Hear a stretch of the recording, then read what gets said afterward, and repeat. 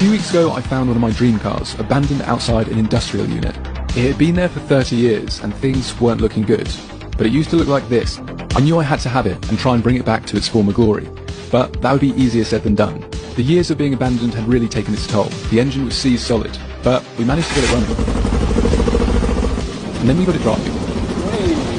Then we 3D scanned the whole car in hopes to recreate some of the missing body panels. But then the bad news came. The engine had to come out because we lost almost all compression. And then found internal damage to the bores.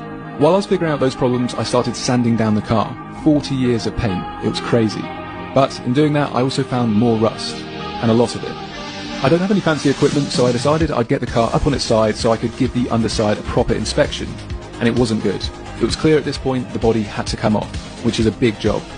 But if this car is ever going to be safe, it's something we have to do. Though we all know what we're going to find underneath that body is likely worse than any of the rust we've seen so far. So this should be interesting.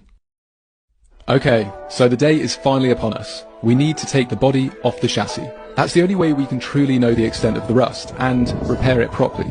But taking the body off the chassis is easier said than done. There are many very rusty seized-on bolts. But I've got a special tool for that.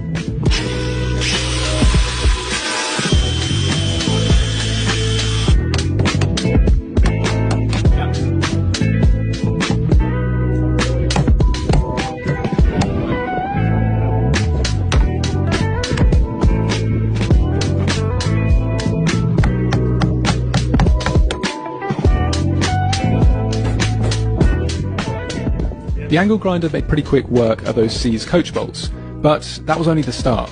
Remember, this thing was built in the 1970s, when expanding foam and screwed up pieces of newspaper were pretty commonplace in holding a car together. And with almost all of the coach bolts out, the body and the chassis were still firmly one piece. So, what wonders were holding this thing together?